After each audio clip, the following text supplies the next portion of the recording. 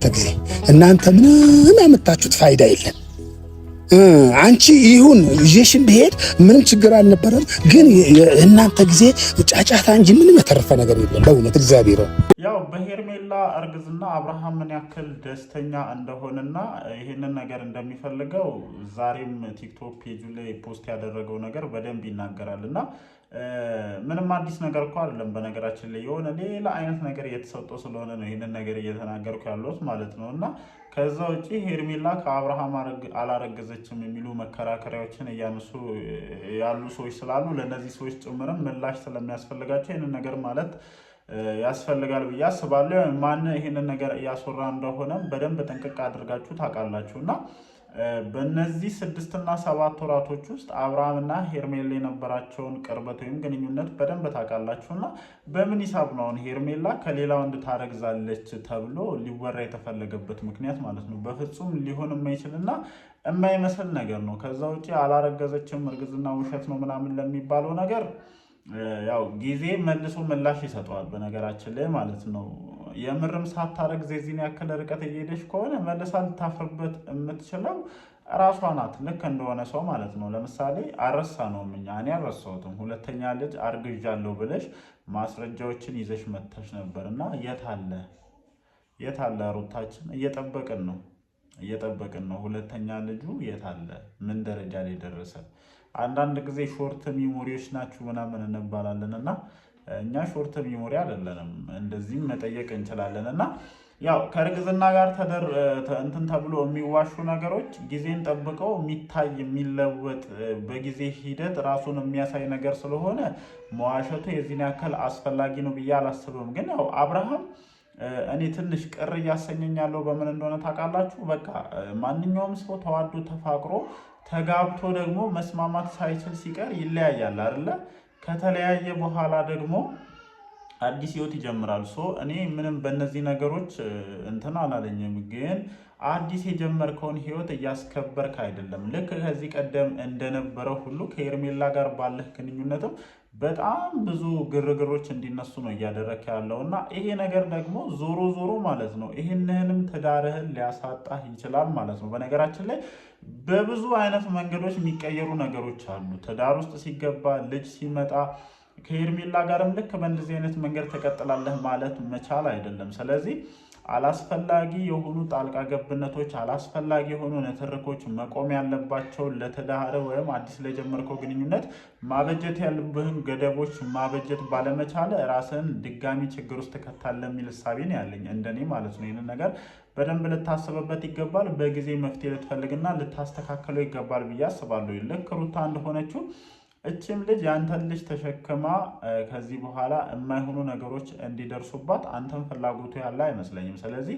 ይህንን ነገር በጊዜ ማስተካከል ካልቻልክ ተመሳሳይ አይነት ነገር ሊፈጠር አለመቻሉን ውስጥህ እርግጠኛ ሊሆን አይችልም። ከዛ ውጭ እኔ አሁን ላይ መልእክቴ ለሩታ ነው። ሩታ በጣም ተለምነሽ ነበረ። የምሬን ነው የምልሽ። እኔ አንቺ እንደተበዳይ ነው ማሽ። በጣም ብዙ ተሰቃይተሻል። በጣም ብዙ ነገሮች ደርሰውብሻል አይደለ?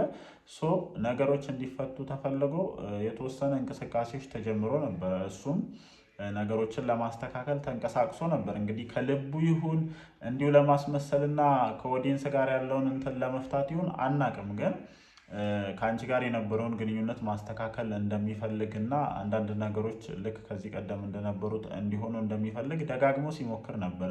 የዛን ጊዜ የነበሩ እድሎችሽን መጠቀም ሳትፈልጊ ቀርተሽ ወይም መለያየት እንደምትፈልጊ ከአንድም 2-3 ፍርድ ቤት እየገተርሽ ወረቀቶችን ይዘሽ እየመጣሽ ፈርም እያልሹ ስትነዘንጂ ብትረሺ እንኳን ወደኋላ ያሉ ቪዲዮዎች እነዚህ ነገሮች በደንብ ያስታውሳሉ። እና አሁን ላይ ይሄ ልጅ አዲስ ህይወትን ጀምሮ እቺ ልጅ ማርገዟ ምንድን ነው አንቺን ሊያበሳጭህ የቻለው? መብቱ እኮ ነው። በነገራችን እጅ ይፈጽማችኋል አይደለ? መብቱ ነው። ስለዚህ እንዴት ታረግዛለች እንዴት እርግዝና ምናምን ብለሽ አምባጓሮ መፍጠሩ አስፈላጊ ነው ብዬ አላስብም፣ እንደኔ ማለት ነው።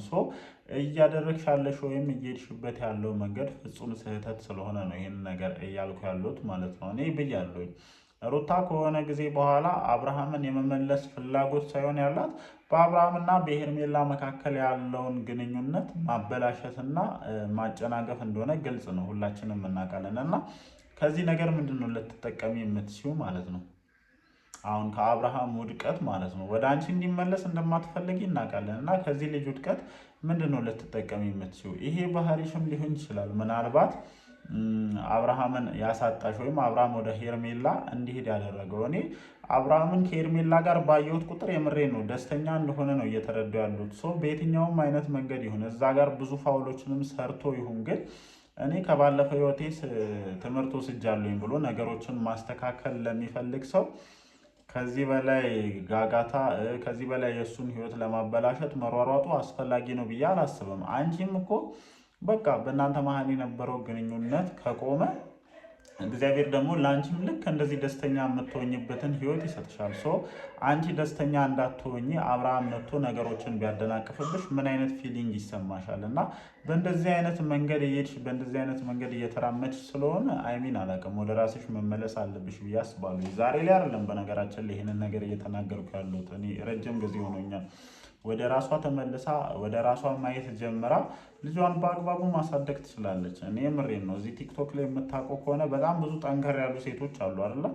በቃ የሰው ልጅ ካልተስማማ ማያስማማው ነገር ካለ እኮ መጎዳዳት የለበትም፣ ወይም እየተቋሰለ ወይም እንትን እየሆነ መኖር የለበትም። እግዚአብሔር ሲፈቅድ ብቻ ነው ትዳር ሊቀጥል የሚችለው እና እኔ መፍረሱን እየደገፍኩኝ አይደለም፣ ግን ከተለያዩ በኋላ እንደዚህ አይነት ህይወት ከመኖር ወይም እንደዚህ የተቆሳሰሉ ከመቀጠል አንዱ የአንዱን ነገር ለማበላሸት በዚህን ያክል ልክ ከሚሯሯጥ አሁን እኔ ብዙ ነገሮችን እየሰማሁኝ ስለሆነ ነው። ሄርሜላ ማርገዟን ከታወቀ በኋላ ብዙ ሩጫዎች ነው እየተደረጉ ያሉት እና ይሄ ነገር ደግሞ አስፈላጊ ነው ብዬ አላስብም። የምሬን ነው የምላችሁ። የሚሰማው ነገር ደስ የማይል ስለሆነ ማለት ነው። ስለዚህ ወደ ልጅሽ ትኩረትሽን አድርገሽ ነገሮችን ብታስኬጂ የተሻለ ነው ብዬ ነው የማስበው። በጣም ብዙ ደክመሻል፣ በጣም ብዙ ነገሮችን አድርገሻል፣ በጣም ብዙ ሞከረሻል፣ አልሆነልሽም።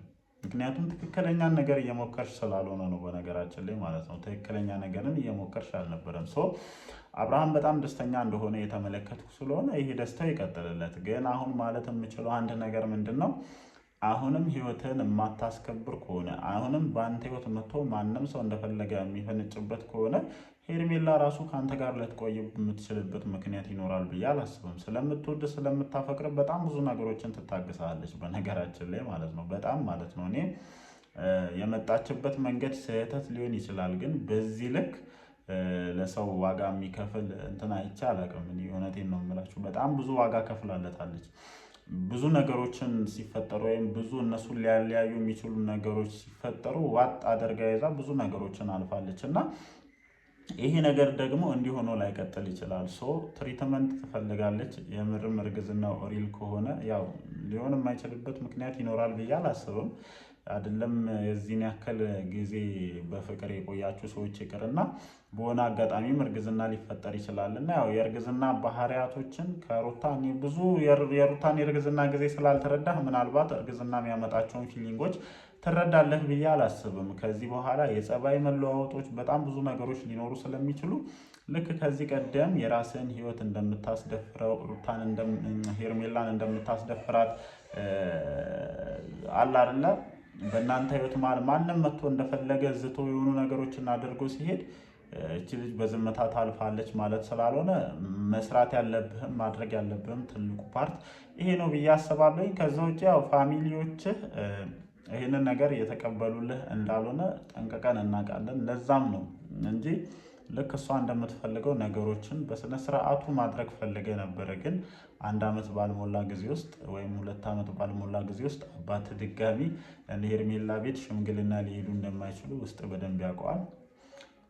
ዋናው የእናንተ ውሳኔና የእናንተ አካሄድ ነው ነገሮችን ሊያዘልቅ የሚችለው። ለማንኛውም የሚፈጠሩ ነገሮችን አብረን ለማየት እንሞክራለን።